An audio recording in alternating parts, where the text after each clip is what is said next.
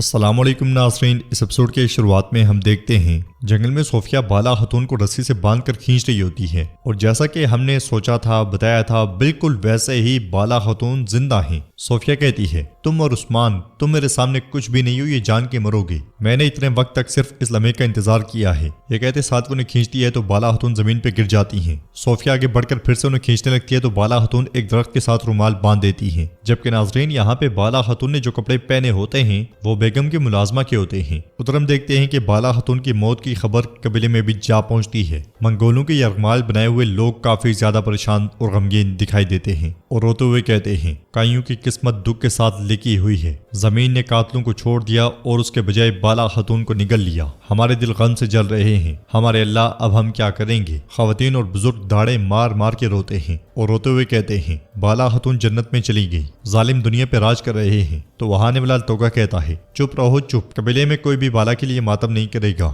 اٹھ کے چلے جاؤ۔ غم اور غصے میں مبتلا لوگ اس پہ لان تان کرتے ہیں اور کہتے ہیں، ظالم تم میں کوئی رحم نہیں ہے۔ التوگا آگے بڑھتے ہوئے کہتا ہے، منگولوں کی طاقت، جو بھی منگولوں کی لامتناہی طاقت کو قبول نہیں کرتا وہ مرے گا۔ یہ کہتے ساتھ ہی التوگا کمزور لوگوں پہ ٹوٹ پڑتا ہے اور کہتا ہے، اب اپنے خیموں میں واپس جاؤ ورنہ میں تم سب کو عثمان کی بیوی کے ساتھ دفن کر دوں گا۔ ایک شخص مار کھاتا ہے تو دوسرا اٹھتے ہوئے کہتا ہے، تم سے عثمان صاحب اس کی قیمت وصول کریں گے۔ یہ سنتے ساتھ ہی التوگا اسے نوچنا شروع کر دیتا ہے اور کہتا ہے، تو تمہیں لگتا ہے کہ عثمان انتقام لے گا؟ ہاں، وہ اپنی بیوی کے غم میں مبتلا ہے اور میں تمہیں بھی مبتلا کر دوں گا۔ یہ کہتے ساتھ اسے زمین پہ پٹخ دیتا ہے۔ تشدد کے باوجود لوگ اس پر لان تان کرتے ہی چلے جاتے ہیں۔ التوگا غصے سے پاگل ہو جاتا ہے اور منگولوں سے کہتا ہے، مارو انہیں۔ یہ سنتے ساتھ ہی منگول تشدد کرنا شروع کر دیتے ہیں، وہ انہیں دھکیلتے ہیں، مارتے پیٹتے ہوئے آگے لے جاتے ہیں۔ جنگل میں عثمان صاحب تنے تنہا گھوڑا دوڑا رہے ہوتے ہیں اور ایک درخت کو دیکھتے ہوئے رک جاتے ہیں۔ بالا خاتون کا رومال اس درخت کے ساتھ لٹک رہا ہوتا ہے اور گھوڑے سے اترنے کے بعد درخت کو دیکھتے ہوئے اس لمحے کو یاد کرتے ہیں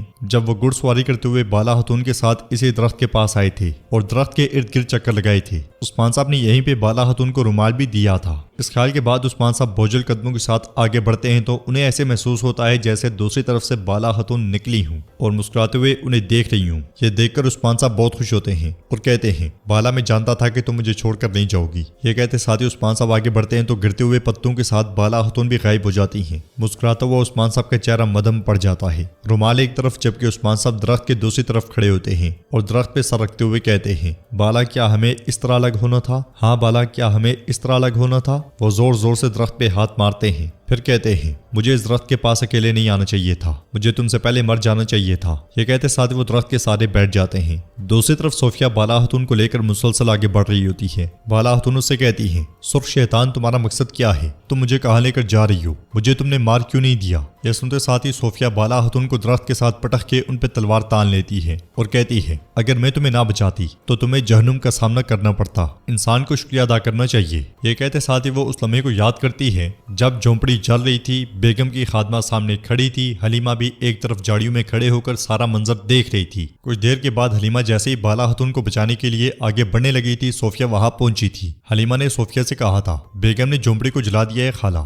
جھونپڑی کو دیکھتے ہوئے صوفیہ نے کہا تھا، بیوقوف بیگم، اگر بالا کو مار دیا تو عثمان کو کیسے روکیں گے؟ بیوقوف، حلیمہ نے کہا تھا، بالا جل رہی ہے، وہ مر رہی ہے خالہ۔ تو صوفیہ نے کہا تھا، ابھی میں اسے مرنے نہیں دوں گی، اگر وہ مر گئی تو ہم عثمان کو پکڑ نہیں سکتے۔ صوفیہ تلوار بے نیام کرتے ہوئے محتاط انداز میں آگے بڑھی تھی اور اس نے خادمہ کا گلا کاٹ ڈالا تھا۔ پھر حلیمہ سے کہا تھا، پوئنا میرے پاس آؤ، اس کے کپڑے اتارو۔ یہ کہتے ساتھ ہی صوفیہ جھونپڑی میں گھس گئی تھی جہاں سے اس نے گھسیٹتے ہوئے بالا خاتون کو باہر لایا تھا اور کہا تھا، میں بہت چاہتی ہوں کہ تم مرو بالا، لیکن ابھی نہیں، سب سے پہلے انتقام۔ یہ کہتے ساتھ ہی اس نے بالا خاتون کو ہوش میں لایا تھا اور کہا تھا، تمہاری جان میری مقروض ہے۔ یہ کہنے کے بعد صوفیہ نے مکہ مار کر انہیں بے ہوش کر دیا تھا اور حلیمہ سے کہا تھا، ہم بالا کو اس لڑکی کے کپڑے پہنائیں گے اور لڑکی کو بالا کے کپڑے پہنائیں گے تاکہ وہ سب سوچیں گے بالا مر گئی ہے۔ چلو پوئنا شاباش۔ ساتھ میں اس نے بالا خاتون کی انگوٹھیاں اتار کر خادمہ کو پہنا دی تھیں اور بالا خاتون کی ٹوپی بھی۔ پھر حلیمہ سے کہا تھا، جب عثمان آئے تو اسے بتانا کہ بالا مر گئی ہے اور بیگم خاتون نے اسے مارا ہے۔ اس خیال کے بعد بالا خاتون صوفیہ سے پوچھتی ہیں، تمہارے دماغ میں کون سی شیطانی چالیں چل رہی ہیں؟ تمہارا مقصد کیا ہے؟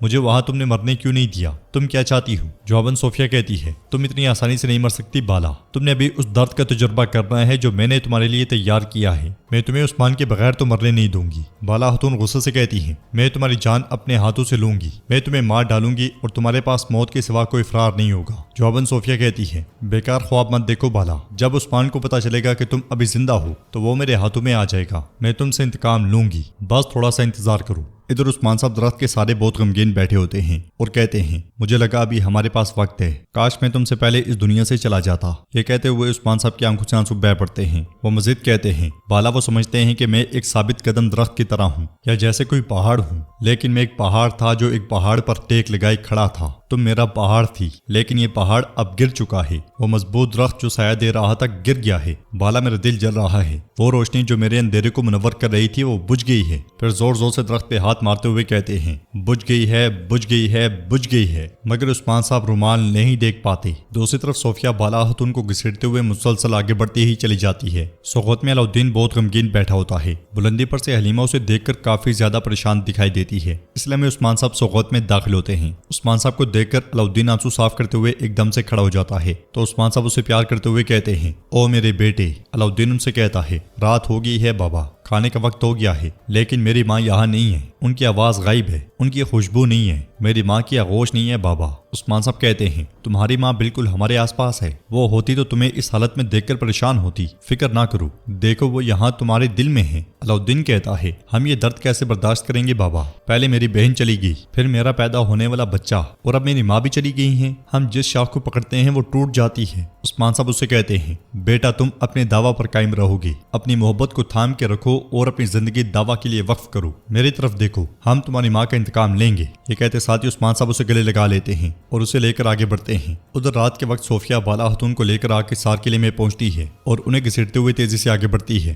ہریستو اس کے پاس آ کر کہتا ہے محترمہ محترمہ، بیگم خاتون نے بالا کو قتل کر دیا ہے۔ گھسیٹتے ہوئے بالا خاتون کے چہرے سے کپڑا ہٹتا ہے تو صوفیہ ایک دم سے ان کا چہرہ ڈھانپ دیتی ہے اور ہریستو سے کہتی ہے اسے تاریک ترین زندان میں پھینک دو۔ یہ سنتے ساتھ ہی سپاہیوں نے لے جاتے ہیں۔ ہریستو کہتا ہے محترمہ ہر کوئی سمجھ رہا ہے کہ بالا مر گئی ہے۔ جواب میں صوفیہ کہتی ہے کیونکہ میں یہ چاہتی تھی، پہلے عثمان کو درد سے جلنے دو اور غلطیاں کرنے دو، پھر پرندے سرگوشی کریں گے کہ بالا زندہ ہے، پھر عثمان اپنی موت کی طرف خود چل کر آئے گا۔ ہریستو کہتا ہے اولوگان کے بارے میں کیا خیال ہے؟ اگر اسے کسی طرح پتہ چل جاتا ہے کہ بالا، صوفیہ سے روکتے ہوئے کہتی ہے کوئی بھی جو میرے ساتھ وفادار نہیں ہے وہ اس خبر کے بارے میں نہیں جانتا ہے ہریستو، اور نہ ہی جان پائے گا۔ ہریستو کہتا ہے اولوگان چاہتا ہے کہ ہمارے سپاہی اس کے نوکروں میں شامل ہوں، آپ کے اس معاملے میں کیا حکم ہے؟ صوفیہ کہتی ہے عثمان بالا کو کھونے کی وجہ سے شدید ترین درد میں ہے اور قبیلے پر حملہ کرے گا، ایک طرف منگول نوکر اور دوسری طرف ہم، عثمان کہیں نہیں بھاگ سکے گا، فوری طور پہ سپاہیوں کو اکٹھا کرو اور انہیں لوگان کے نوکروں میں شامل ہونے کا کہو، ہم اس کی آخری امید بھی اس کے ہاتھ سے چھین لیں گے،